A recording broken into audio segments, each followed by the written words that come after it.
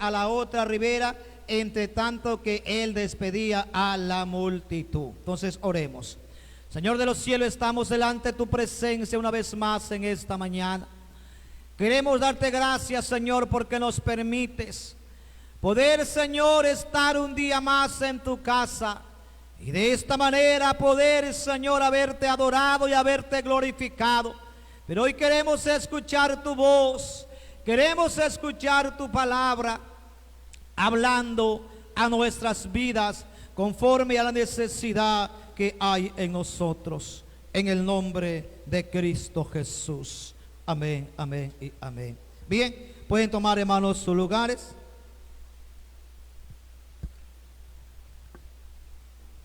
Seguimos con el tema. Amén. Seguimos con el tema que dice: no pierdas la mirada. No pierdas la mirada. Bien, entonces la Biblia dice: puesto los ojos en Jesús, el autor y el consumador de nuestra fe. Entonces eso lo vimos la semana pasada. Entonces, y vimos también cómo parecía supuestamente que Jesús no había tenido cierto cuidado sobre el sufrimiento de las personas que habían llegado donde él con la noticia de que Lázaro había muerto. Pero vimos que no es así, sino que todo tenía un propósito o una razón de ser. Entonces, ¿por qué Jesús se demoró 2 días después que le dieron la noticia? Porque Jesús tenía que realizar un milagro. ¿Para qué? Para que gente pudiera creer en él. Entonces, habíamos dicho que en aquel entonces en Jerusalén había una fiesta. Y si Jesús llegaba antes de la fiesta y sanaba a Lázaro, no hubiese ocurrido nada. Simplemente Lázaro no hubiera muerto. Pero eso no hubiera sido ningún milagro, porque él estaba vivo. Entonces a nadie le iba a causar admiración. Nadie iba posiblemente a poder decir: bueno, ¿quién es este hombre? ¿O por qué pudo este hombre tener la capacidad de resucitar a Lázaro después de 4 días? Entonces no hubiera pasado nada, absolutamente nada. Simplemente no hubiera muerto Lázaro, pero no hubiera ocurrido nada. Más o menos es como que, imaginémonos que una persona que está enferma, ¿no es cierto? Alguien va y le ora y sigue viviendo. O sea, ¿cuál sería el milagro allí? Nada, pues simplemente no murió. Pero es muy distinto si una persona ha muerto, así sea un día, ¿no es cierto? Y va alguien y le dice: levántate. ¿Va a causar o no va a causar admiración entre los presentes? Por supuesto que sí, porque el hombre ya había muerto. Entonces ahí sí hubiera llamado la atención, o ahí sí hubiera un alboroto de por qué ocurrieron estas cosas. Entonces, como Jesús sabía que había una fiesta y que tenía la gente que venir, porque Lázaro era una persona dentro de esta sociedad reconocido, entonces él sabía que cuando Lázaro muriese, toda la gente que venía a la fiesta a Jerusalén iba a llegar al sepelio, pues. Entonces en el sepelio él iba a hacer el milagro. Allí sí la gente iba a ver realmente qué era o quién era Jesús. Entonces fue así que el Señor permitió que Lázaro muriera. Y en este sentido la gente tenía dolor, tenía sufrimiento. Pero, queridos hermanos, hay cosas que nosotros los seres humanos no comprendemos y no entendemos. ¿Sí o no? Hoy nosotros podemos hablar de esta historia, del milagro que Dios hizo, pero cuando ellos estaban allí sufriendo, habría comprensión en ellos. Comprenderían ellos a Jesús el no haber llegado 2 días antes de los 2 días que él llegó. ¿Comprenderían ellos eso?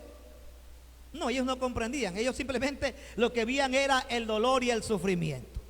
Entonces, hay situaciones, queridos hermanos, en las cuales Dios obra de la manera que Él quiere obrar. Pero lo importante es que nosotros no perdamos la mirada de el autor y el consumador de nuestra fe. Entonces, hay situaciones, como digo, hermano, que a veces nosotros estamos pasando por alguna circunstancia, por alguna razón difícil. Bueno, y decimos, bueno, pero ¿por qué todavía sigo en esta condición? ¿Por qué no puedo pasar esta situación? ¿Por qué todavía no puedo salir de esta situación? Usted no sabe, pero Dios ya lo sabe. Usted no sabe, usted no entiende, no comprende. Y usted puede cuestionar a Dios, pero no sabemos cuál es el plan o qué es lo que Dios realmente quiere con nosotros. Imaginémonos si fuera como nosotros que quisiéramos, posiblemente dañamos el plan de Dios. Lo dañamos, porque no es como nosotros queremos, sino es conforme Dios así lo ha determinado, porque la Biblia dice que Él tiene control sobre todas las cosas y nada de lo que ocurre si no está bajo la voluntad de Él.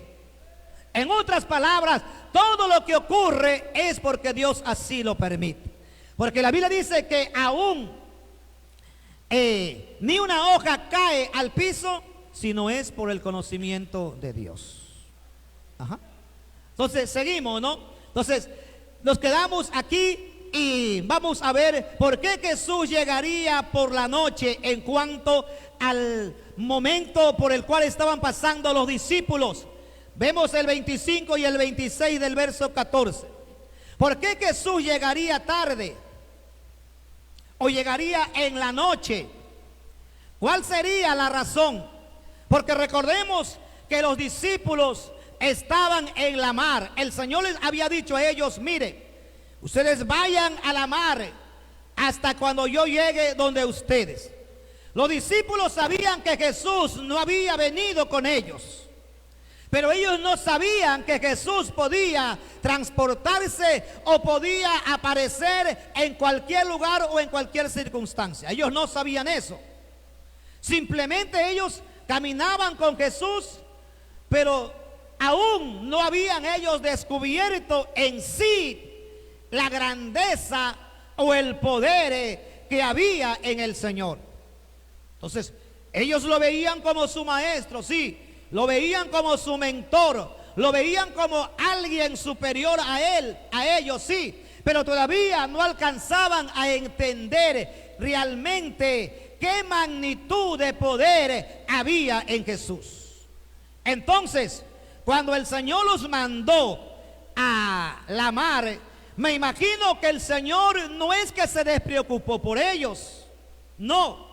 Simplemente Él los mandó y Él sabía que en el momento que el mar podía embravecerse, el Señor sabía que el mar no los iba a ellos a hacer perecer, porque Él había ordenado que vayan hacia ese lugar. Entonces, en medio de la tormenta y en medio de la lucha, en medio de la prueba, queridos hermanos, nosotros no nos encontramos solos. Allí está la protección y allí está la mano poderosa del Señor Jesucristo. Solamente hay que creer y no quitar la mirada de Él. Entonces, el Señor se le aparece a ellos por la noche. Imaginémonos en la situación por la cual estaban atravesando ellos. Ellos estaban asustados. Ya la embarcación estaba siendo azotada por el viento. Imaginémonos las olas. Me imagino que la tormenta era bastante tormentosa, podríamos llamarle así, porque las personas que estaban en la mar no eran personas que desconocían de la pesca. Ellos tenían conocimiento, ellos sabían de mar, pero sin embargo tenían miedo, tenían temor de que sus vidas pudieran fracasar o que sus vidas pudieran terminar allí en ese lugar. Pero me imagino yo que nadie estaba pensando en que Jesús estaba bajo control de todo eso. Yo creo que ninguno de ellos pensaban en eso. Yo creo que solamente ellos pensaban en el momento y en la tormenta. Entonces, cuando el hombre solamente piensa en el momento, en la tormenta por la cual está pasando, entonces el hombre se encierra. El hombre se encierra en la tormenta. ¿Por qué se encierra en la tormenta? Porque sus pensamientos no pueden salir más allá de lo que están viendo. Solamente ven la tormenta, ven el problema, ven las olas, ven la embarcación que están a punto de naufragar. Eso es lo que el hombre ve naturalmente. Y cuando el hombre solamente comienza a ver el problema, comienza a ver la dificultad, entonces el hombre no puede tener descanso para su alma. No puede. No puede descansar. ¿Por qué? Porque la misma tormenta lo ha tomado prisionero, y esa tormenta ha turbado su mente, ha turbado sus pensamientos, y las ideas que él tiene no son claras. Pero es diferente, queridos hermanos, si en medio de la tormenta, en medio de la tempestad, nosotros seguimos confiando en el Señor y seguimos con nuestra mirada puesta en Él. Es muy diferente. Entonces, muchas personas pudieron haber pasado por momentos difíciles y pudieron haber salido del problema. Pero otras personas en el mismo problema, con las mismas dificultades, posiblemente nunca pudieron salir de un problema. Y siempre optan por otra solución más fácil, más rápida, que podría ser el suicidio. Cuando el hombre no conoce a Dios, qué sé yo, abandonar el hogar, abandonar la familia, abandonar los hijos. ¿Por qué? Porque simplemente sus pensamientos se han turbado y piensan que es la mejor salida o el mejor escape para poder solucionar sus problemas. Pero los problemas nunca se solucionan si es que nosotros no los enfrentamos y no ponemos nuestra situación en las manos del Señor Jesucristo. ¿Por qué? Porque solamente el Señor tiene control aún de los problemas más complicados que puedan haber en nuestras vidas. Entonces, y ahí estaban así los discípulos. En ese momento estaban allí. No había una luz que pudiera a ellos resplandecerlos. No había una luz que pueda llegar hacia ellos. ¿Para qué? Para que ellos puedan ver que ese problema tiene solución. Todo problema, queridos hermanos, todo problema, por más grande que sea, así nosotros lo hayamos causado, así nosotros hayamos hecho el incendio, todo tiene, queridos hermanos, solución cuando buscamos en el Señor Jesucristo para que Él nos ayude a resolver nuestros conflictos internos, externos, lo que sea. Pero hay que confiar y hay que esperar en el Señor. Entonces, el versículo 25 y 26 nos dice así: mas a la cuarta vigilia de la noche, más o menos esta era como a las 3 de la mañana, de 3 a 6 de la mañana, oiga, me imagino yo, ¿cómo estaría, no? ¿Cómo estarían ellos, temerosos de que van a perder su vida?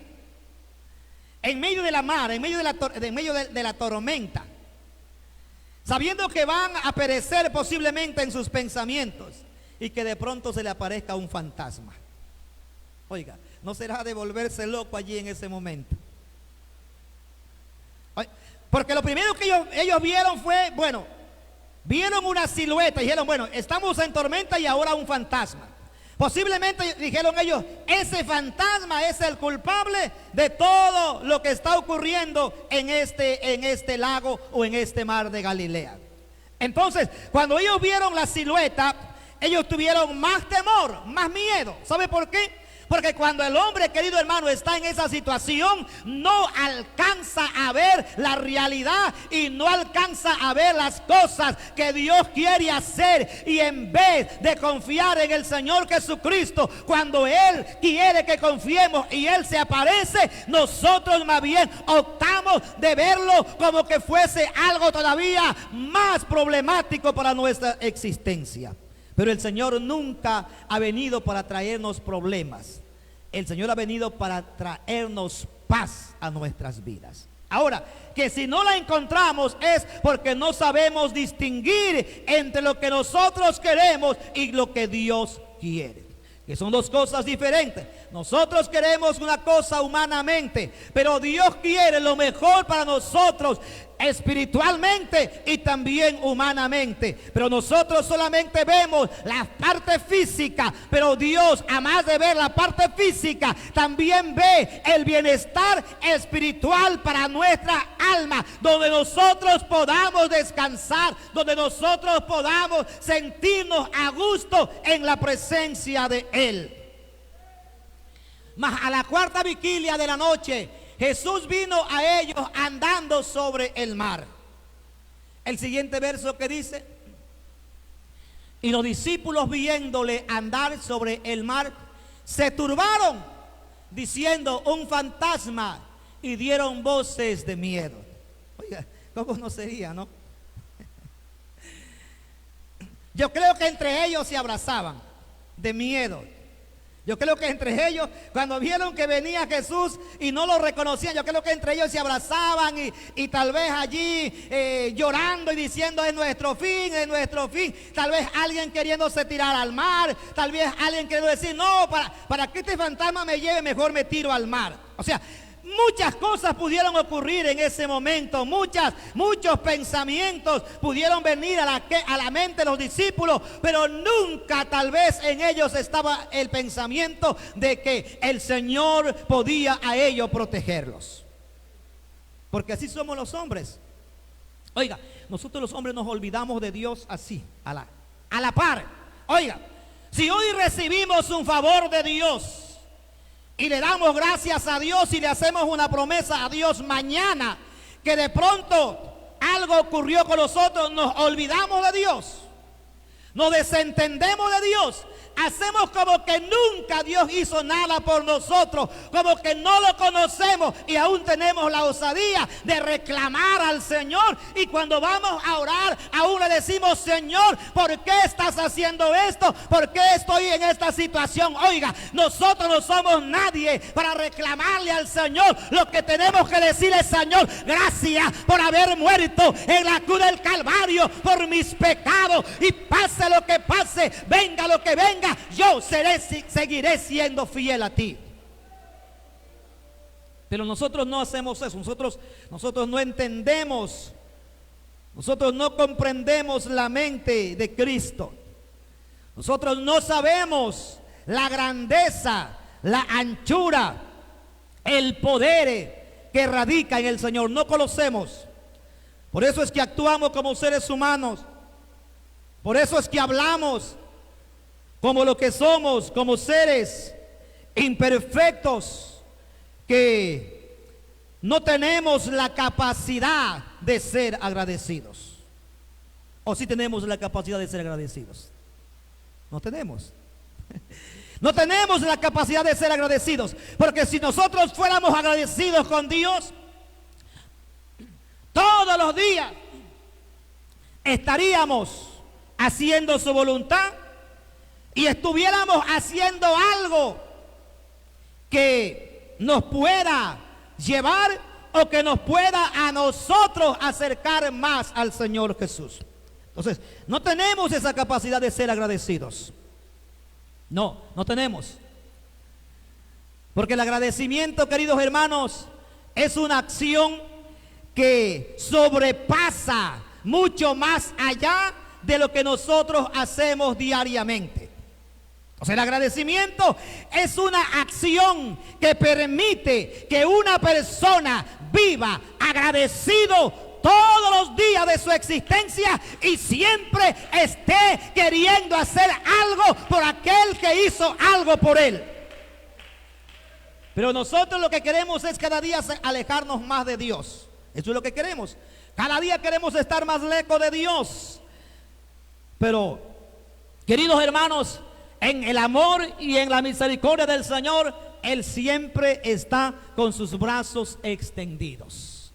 Entonces, ahí estaban los discípulos con gran temor, con gran miedo, porque no había ninguna claridad, porque no había claridad en sus vidas, porque había solamente tinieblas. Pero queridos hermanos, Jesucristo es la luz de nuestras vidas. En medio de la tormenta, en medio de la angustia, usted agárrese del Señor y dile: Señor, déjame ver la luz que proviene de ti, para que mis pies no anden en oscuridad.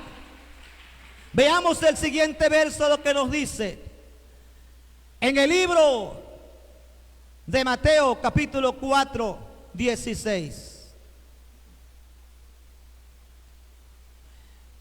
Mire lo que dice: el pueblo asentado en tinieblas vio gran luz, y a los asentados en región de sombra de muerte, luz le resplandeció.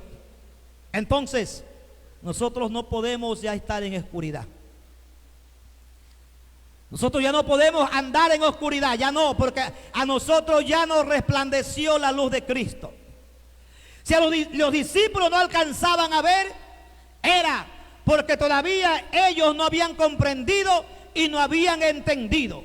Pero para nosotros ya hay esa luz que se asentó en aquella región de sombra de muerte. Luz resplandeció. Eso quiere decir, queridos hermanos, que en nosotros ya no debe haber tiniebla. En nosotros solamente debe haber esa luz. Por eso el Señor fue bien claro y dijo: vosotros sois la luz del mundo. ¿Por qué? Porque nosotros somos lo que damos claridad a la tierra. Nosotros somos lo que damos esa luz al mundo en el cual nosotros hoy vivimos.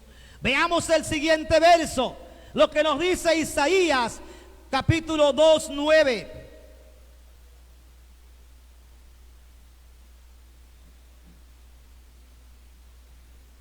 Ese es Isaías. Isaías, capítulo 9, versículo 2. Dice: mire, el pueblo que andaba en tinieblas vio gran luz.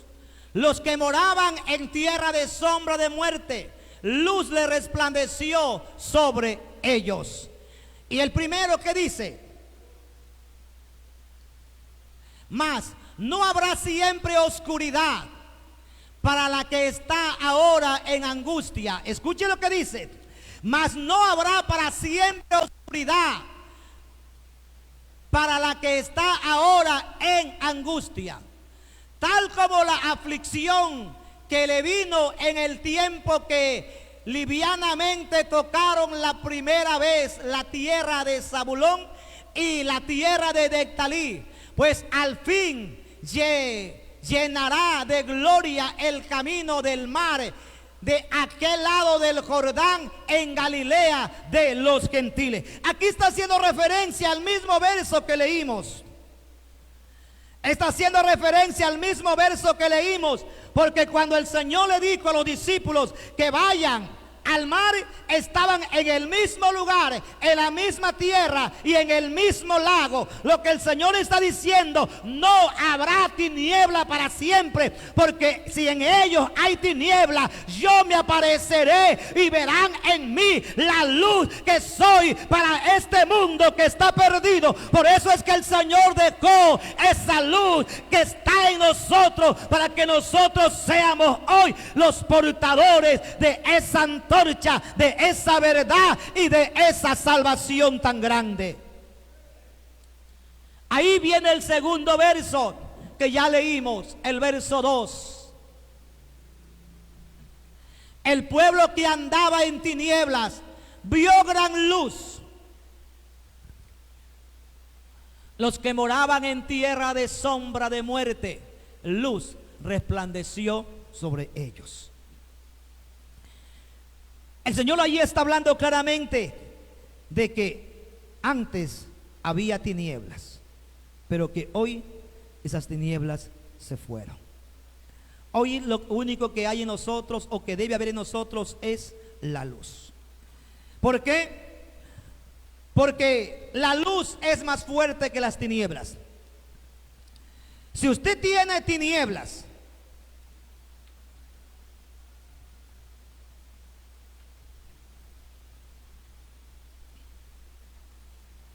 dígame usted, ¿serán poderosas las tinieblas? ¿Serán poderosas las tinieblas? Claro que sí, pues. Las tinieblas son poderosas. Mande usted a un carro en la noche sin luces para ver si no se estrella. ¿Tiene o no tiene poder la oscuridad? Sí, porque tiene peligro.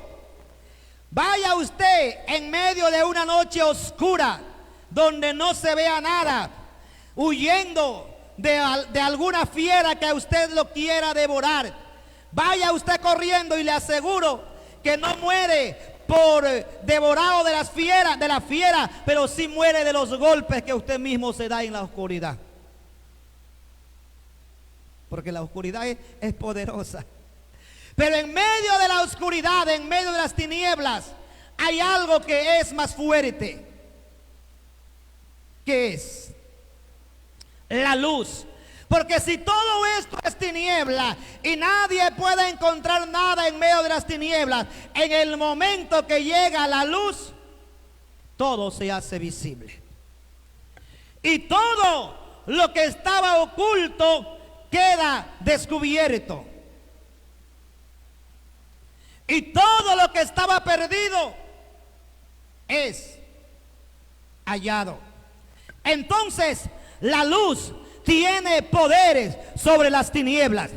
Y eso es lo que está diciendo allí el versículo. Que luz resplandeció en medio de las tinieblas, para que esas personas ya no estén en oscuridad, ya no anden en tinieblas. Por eso la Biblia es bien clara y dice: andad como hijos de luz, no como hijos de tinieblas, porque las tinieblas nos tropezamos, pero en la luz podemos correr con toda plena seguridad, porque sabemos que estamos caminando y que estamos corriendo con esa luz que es el Señor Jesucristo. Y nosotros solo andamos en luz cuando nuestra mirada está puesta en Él. Si nuestra mirada no está puesta en el Señor, nuestra luz comienza a menguar y no alcanzamos a ver. Si usted vive en una casa donde hay un ventanal y usted desde la sala alcanza a ver al ventanal, todo lo que pasa usted lo va a ver claramente. Pero pasa un año y usted no limpió el cristal. Pasan 2 años y no ha limpiado el cristal. El cristal se ensucia, qué sé yo, con el agua de la lluvia, con el polvo, con tantas bacterias que hay. Dentro de unos 10 años, ¿podrá usted ver claramente lo que hay hacia afuera?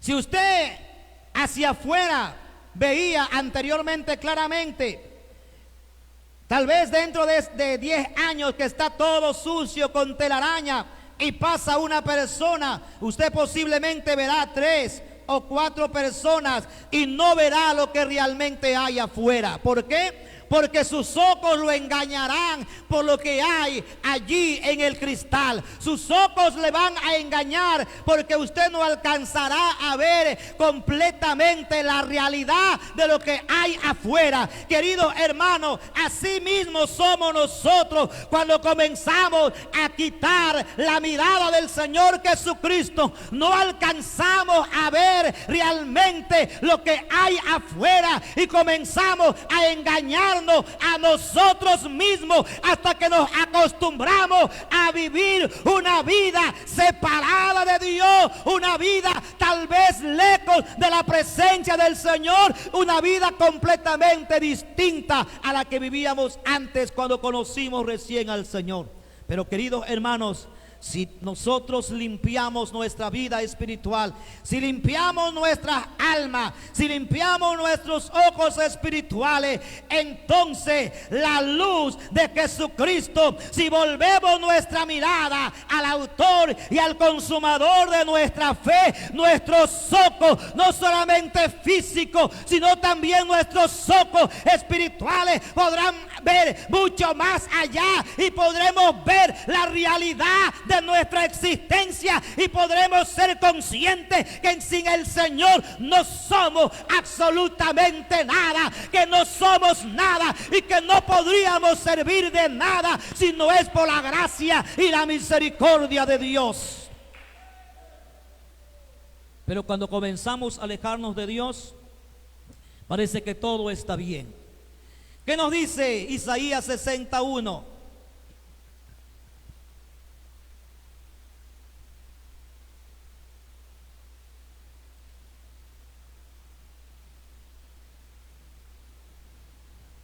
Isaías 61, ¿sí hay?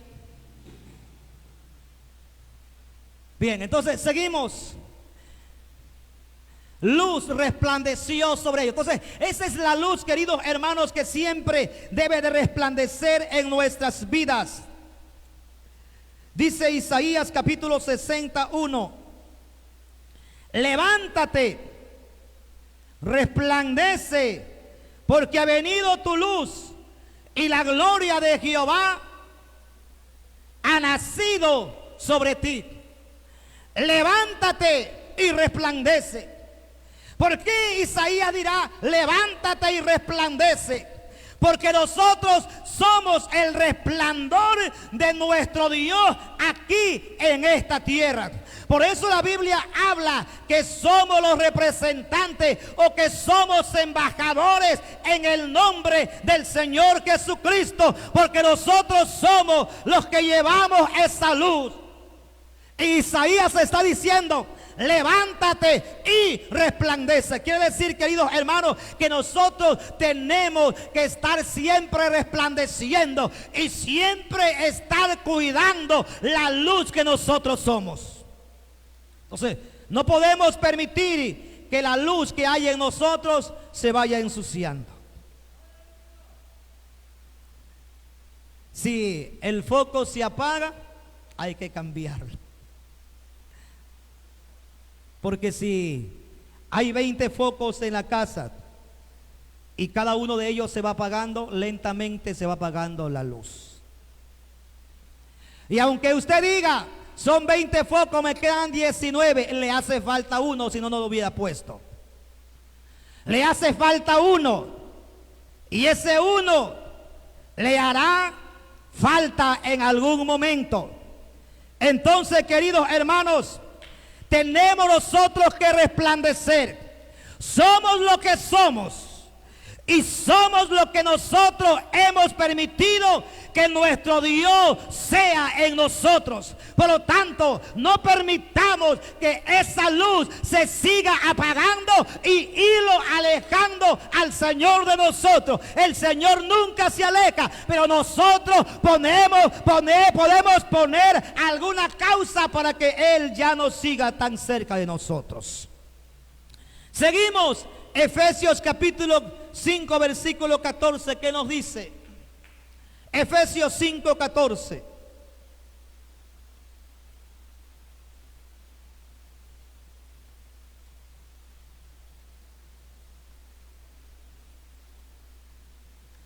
Efesios 5, 14 nos dice así: por lo cual dice, despiértate tú que duermes, y levántate de los muertos, y te alumbrará Cristo. Sería que los discípulos, a pesar del mandato que el Señor le dio, aún seguían ellos dormidos. Sería que los discípulos, a pesar del mandato que el Señor le dio de ir hacia el otro lado, cuando Él no estaba presente, y comenzaron a angustiarse y comenzaron ellos a desesperarse, sería que en ellos todavía no había resplandecido esa luz. ¿Sería que ellos todavía estaban con falta de entendimiento en ellos? Porque recuerden que ellos siempre estaban buscando alguna razón o algo como para reclamar. Los discípulos siempre le reclamaron al maestro. Los discípulos siempre, a pesar que caminaban con ellos, pero siempre buscaban una razón como también para poder, no sé, tal vez criticarle al maestro por algo que hizo o por algo que no hacía. Yo creo que ellos todavía no alcanzaban a entender, porque la Biblia dice que cuando antes de que él ascendiera, les abrió el entendimiento para que ellos comprendieran las escrituras. Entonces eso quiere decir que ellos todavía no tenían el pleno conocimiento de quién era Jesús. Ellos todavía dudaban de la grandeza del maestro. Ellos todavía no tenían esa plena seguridad de quién era el que caminaba con ellos. Pero cuando el hombre, queridos hermanos, llega a tener el pleno conocimiento de las escrituras, las cosas cambian. Porque si ellos hubieran tenido el pleno conocimiento, Pedro no se hubiera ido. Pedro no se hubiera ido a pescar. Pedro no lo hubiera abandonado. Pedro no hubiera hecho la locura que hizo. Tomás no hubiera hablado de la forma que habló. Pero cuando ellos conocieron al maestro, realmente quién era el maestro, ahí las cosas cambiaron. La vida cambió. Ellos prefirieron morir por ese conocimiento. Pero cuando andaban con Jesús, ellos no querían morir por ningún conocimiento, porque ellos no conocían quién era el maestro. Ellos no sabían quién era el maestro. Sabían que era un ser superior a ellos humanamente, pero no tenían el pleno conocimiento de que era el Mesías, que era el Salvador del mundo. Después de la resurrección que hubo en el Señor, entonces todo cambió, todo fue diferente.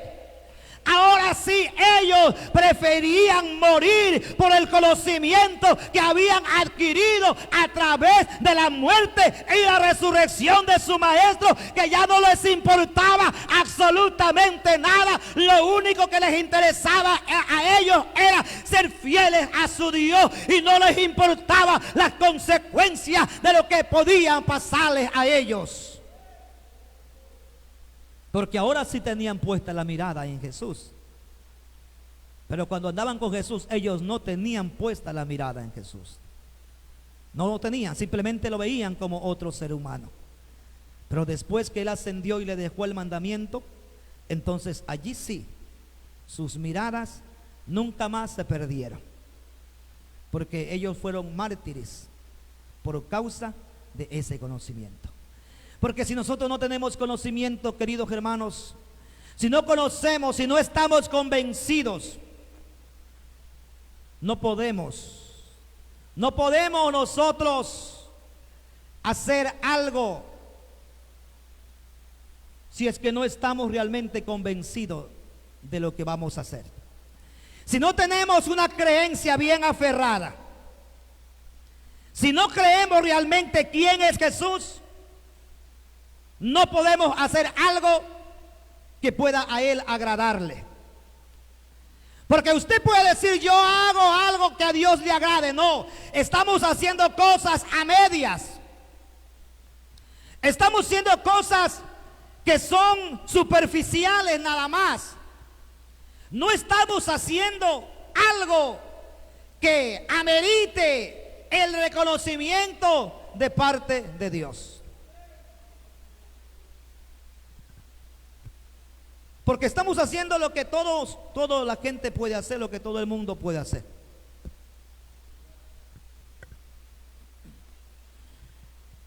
Hay gente, queridos hermanos,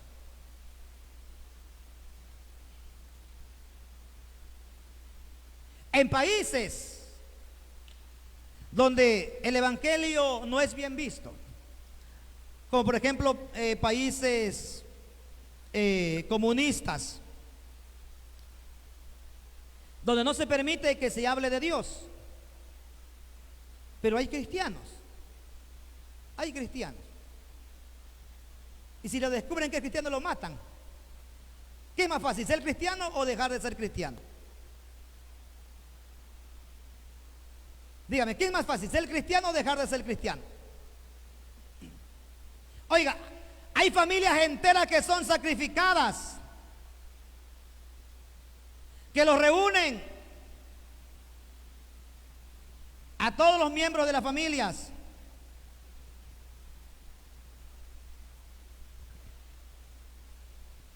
Los torturan, los castigan públicamente, los meten en bolsas de plástico en el sol para que se asfixien lentamente.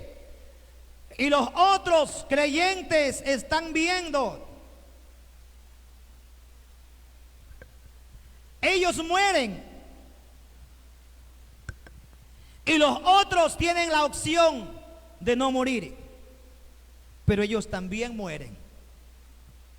¿Será que hay alguna locura en ellos?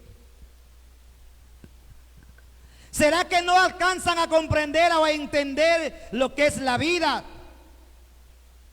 ¿Qué será lo que ocurre en ellos?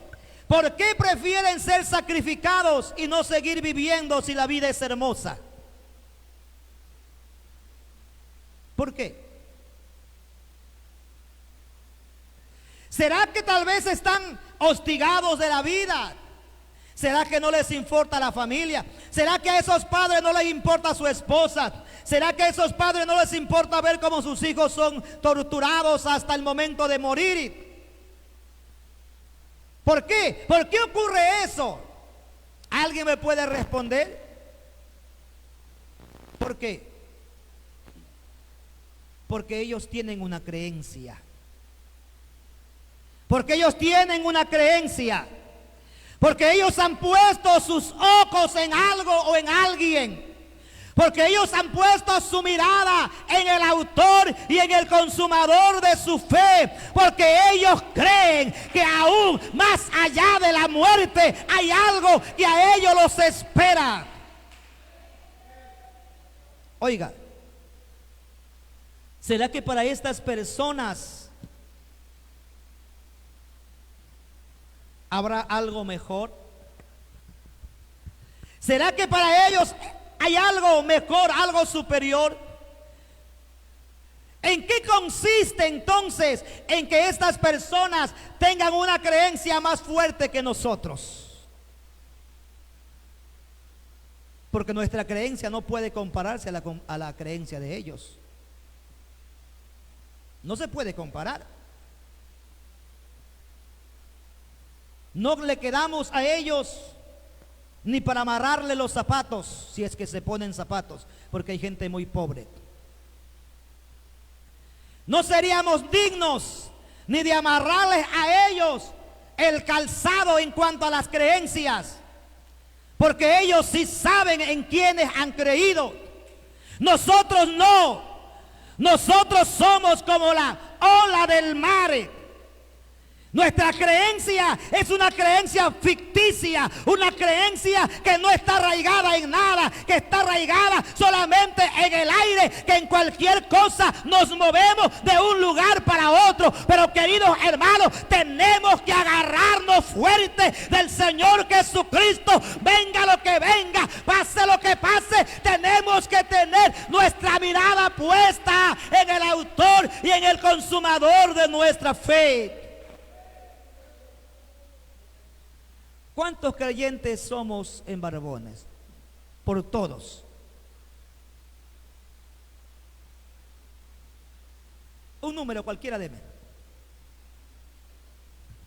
Yo creo que llegamos a los 90 si es que pasamos. ¿Cuántos habemos ahora?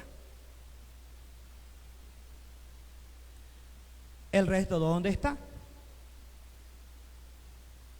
¿Dónde están los demás? ¿Usted cree que eso es creer en el Señor?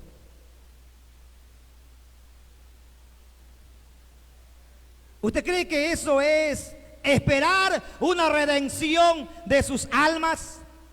¿Usted cree que el Señor va a venir a llevar a la iglesia o lo va a venir a llevar a usted por el simple hecho de que usted diga, bueno, yo también me congrego?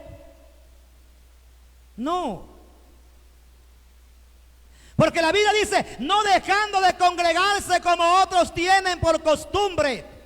Oiga, hay gente, queridos hermanos, donde nosotros vivíamos anteriormente, que era la conferencia.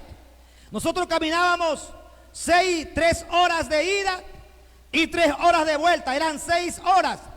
Cuando nosotros íbamos a un lugar, nos quedábamos durmiendo allá porque no avanzábamos a regresar.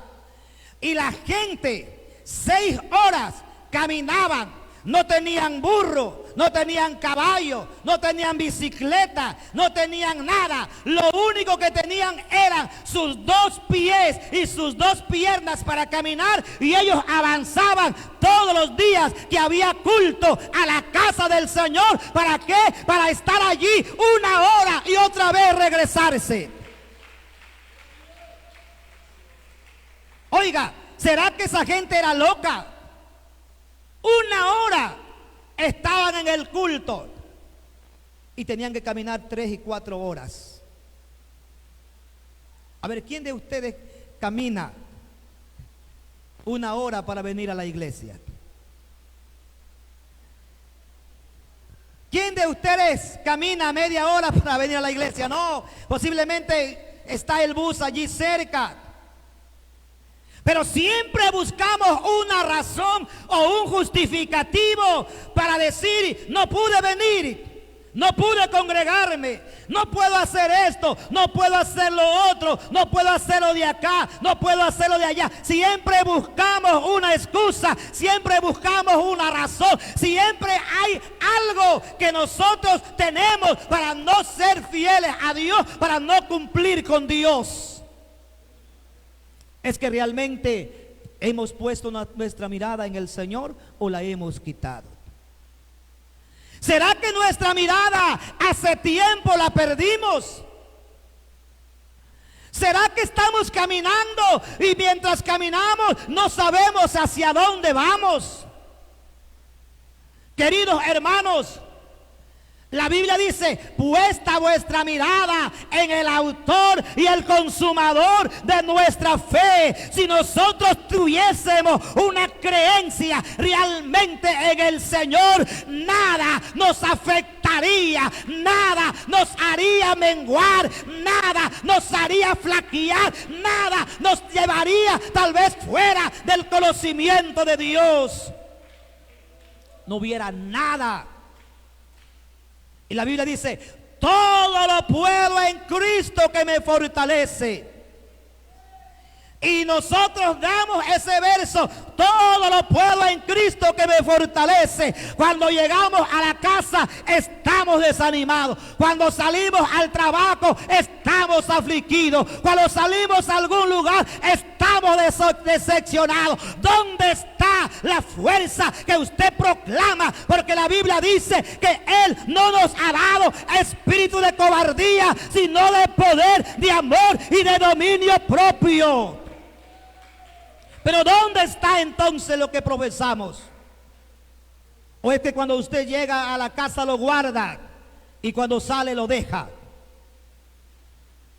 ¿Será que el poder de Dios es una capa, es una camisa, es un par de zapatos, es la corbata, es la correa, que cuando usted llega y se saca y se olvida de ponerse y sale a alguna parte y ya no tiene poder o ya no es el mismo que era cuando tenía esa prenda puesta? ¿Será eso? ¿Será que el poder de Dios consiste en alguna cosa que usted tiene? ¿O es que el poder de Dios consiste en el conocimiento que usted tiene? El poder de Dios, querido hermano, consiste en nuestro conocimiento. Porque si estas personas no tuvieran ese conocimiento, esa gente no muere. Usted sería capaz, y usted me va a poder decir sí, pero yo sé que no. Usted sería capaz que cojan a su familia y a su hijo le pongan una funda en el cuello y lo estén asfixiando, y usted estar contemplando como su hijo está muriendo por falta de aire, y que su esposa llore al lado de usted, y que sus otros hijos lloren y que le digan papi o lo que sea. ¿Sería usted capaz de ver a su hijo sufrir hasta que muera? No, pues usted no sería capaz de eso. Pero ¿por qué esa gente sí? ¿Por qué esa gente sí? ¿Será que Dios es injusto? ¿Será que Dios se complace en el dolor de las personas? No, ellos tienen opción, nadie los obliga. Nadie les está obligando a que ellos puedan creer en el Señor, nadie.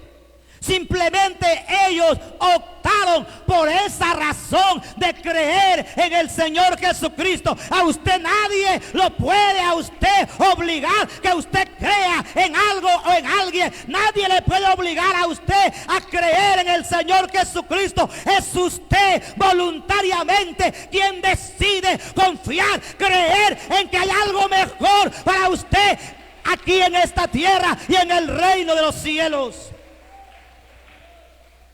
Nadie le va a obligar a usted. Por eso usted puede hacer lo que usted quiera. Puede creer en el Señor como no puede creer en el Señor. Pero la Biblia dice que un día estaremos delante de Él y daremos cuenta a Él por lo que hicimos y por lo que dejamos de hacer. Por lo tanto, responsables somos de nuestra existencia, del tiempo que vivimos en esta tierra. Somos responsables. Yo daré cuenta a Dios un día por mis acciones, si fueron buenas o si fueron malas. Y nadie me obliga a mí a creer en el Señor Jesucristo. Libre y voluntariamente y espontáneamente, con mi conocimiento, he decidido seguir al Señor Jesucristo hasta el último día que tenga aliento en mi existencia. Hasta ese último día creeré que hay un Dios en el cielo que me está esperando y que tiene un lugar preparado para mí. Usted es responsable y usted puede hacer lo que usted quiera. Nadie le va a obligar a que no lo haga. Pero mañana estarás delante del trono de Dios y allí, frente a frente, a la majestuosa grandeza de Él, donde no hay nada que se esconda, donde no hay nada oculto, donde todo saldrá a la luz. Te va a llamar por tu nombre y te va a decir, si es que hiciste las cosas bien, venid, bendito, a heredar el reino preparado para ti, porque fuiste fiel. Pero si no fuiste fiel, si no creíste, si no viviste una vida agradable delante de Dios, también te dirá: apartaos de mí, malditos, hacedores de maldad, al fuego eterno preparado para el diablo y para sus ángeles. El Señor nunca preparó un lugar para el hombre, porque el Señor no es malo, el Señor es bueno. La Biblia dice que envió a su Hijo unigénito para que todo aquel que en Él crea no se pierda, mas tenga la vida eterna.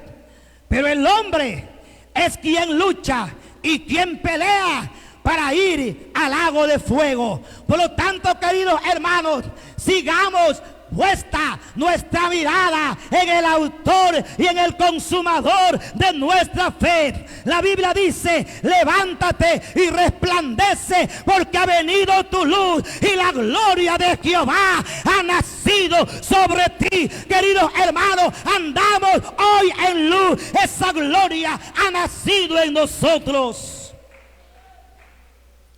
Y no dejemos que esa gloria se vaya, porque esa gloria puede ir a otro lugar. La Biblia dice que cuando la lámpara de Elí se estaba apagando, antes que la lámpara de Dios se apague, el Señor llamó a Samuel para encargarle que esa luz siga ardiendo. Yo les animo, queridos hermanos, a que no perdamos esa comunión con Dios. Que si hay luz en nuestras vidas, podemos confiar y podemos tener la plena seguridad de que las cosas cada día serán mejores. Pero si nuestra mirada no está puesta en Jesucristo, si nuestra mirada se ha desviado, lamentablemente seguiremos nadando en el mismo mar y nunca llegaremos a un puerto seguro. Nunca habrá un salvavidas, porque nunca hemos confiado realmente en el Señor Jesucristo. Nosotros no estamos aquí por casualidad, debemos estar aquí por convicción, por creencia, por vivencia, por tener esa comunión realmente con nuestro Dios. Vamos a ponernos de pie en esta mañana.